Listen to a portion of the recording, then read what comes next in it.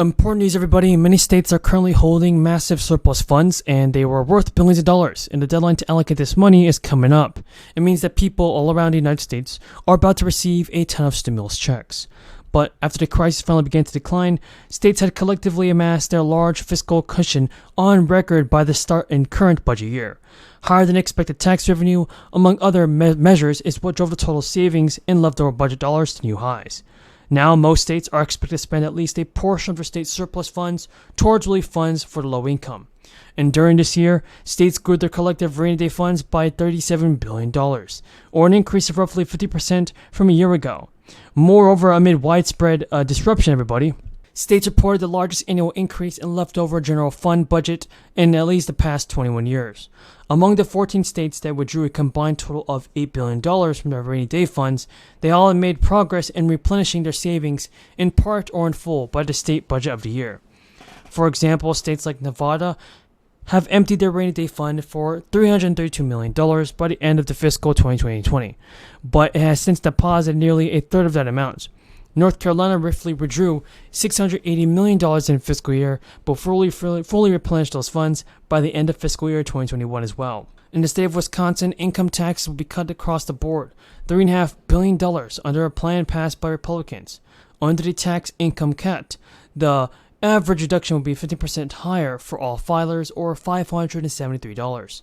The state would go from 4 to 3 brackets, with the lowest rate dropping to 3.5%.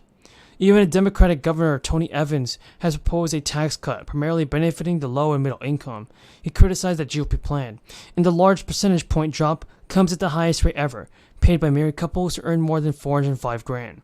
The income tax cut will be paid for by dropping and taxing the state's projected $7 billion surplus. Even the Republicans' representatives said the cuts were designed to help people that are competitive and with neighboring states and lower rates. But the Minnesota legislature, has a $3 billion tax bill, and it's one of the largest of the year. Now, it's within the bill, there's $1 billion in tax increases, not including the new taxes tucked into other budget bills like the metro area sales tax and for housing corporation. The governor, Tim Walz, has signed the bill into law and commended lawmakers for using the state's $17 billion surplus to further the goal of making Minnesota a state to raise a family. Single taxpayers who made up to $75,000 will receive a $260 check. Married joint filers who made up to $150,000 will receive a $520 check.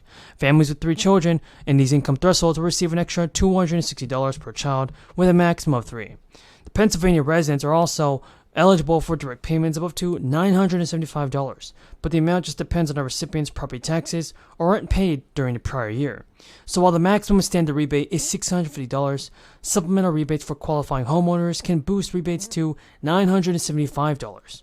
Property owners must have paid their taxes, and renters must ensure the landlords made tax payments on the rental to qualify for this check. And it's crazy, folks. Many top Republicans and lawmakers are demanding that big changes be made to the government spending. Now, the IRS estimates that nearly $1.5 billion in refunds remains unclaimed because people have yet to file their tax returns. The median refund is $893 for the year, according to the agency.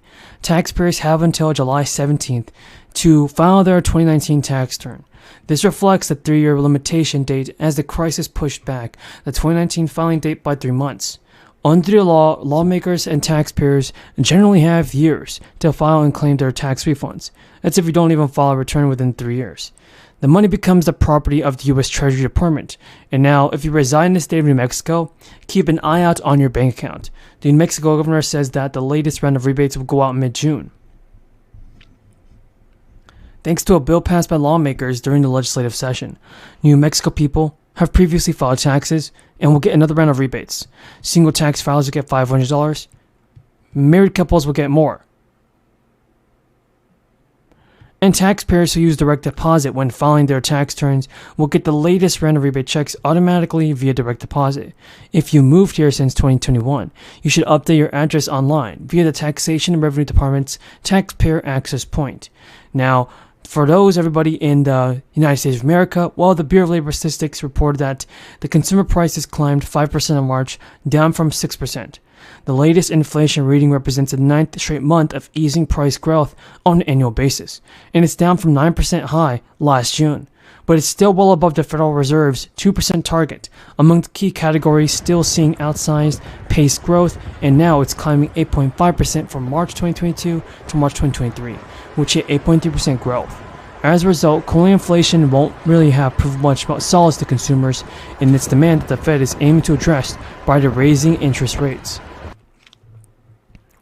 Food and rent are among the categories that continue to have the largest price increase. Food prices already climbed 10%.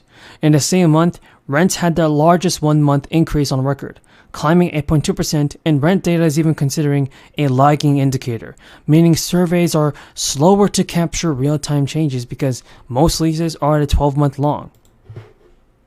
We have a ton of good news about the fourth stimulus check, Social Security benefits, SSI and STI. I'm ready to see what President Biden could do for you folks, and let's see what he could do for the American people. Hopefully he can do what he promised us and send out the fourth stimulus check. Now, first of all, the weather is heating up and so are gas prices. AAA has reported that the national average for a gallon of gas rose 8 cents last week, and now it's up to $3.66 a gallon. Now, oil prices initially got a boost early in April, which now surprisingly announced that it would cut production starting in May by about $1 million per day. This is news from the Organization of the Petroleum Exporting Countries. This past Thursday, oil rose further after the International Energy Agency predicted global oil demand will climb by 2 million barrels a day. What are we doing? What is the world community doing to make sure that every person on earth, no matter how poor?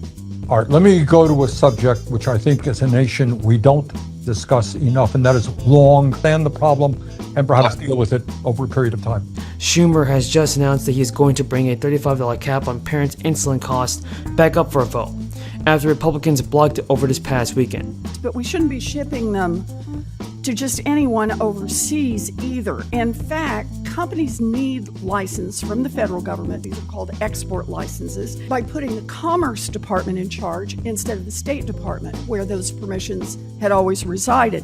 During an interview on MSNBC, Schumer said they blocked the $35 price for insulin for non-Medicare people. We're going to come back and make them vote on that again. Schumer, however, did not specify whether he would bring the $35 cap up by itself or as part of a larger bipartisan bill with Susan Collins. Now, Senate Republican Chuck Grassley reported that he would support a $35 cap if it came up again. Now, he wrote on a Twitter post, voting the cap was not about insulin, it was about Democrats ignoring budget rules. The Senate has already voted 50-50 on the vote, and Kamala Harris already passed it. Bernie Sanders already labeled the new legislation as the so-called Inflation Reduction Act and agreed with analysts in that it would have a minimal impact on reducing inflation.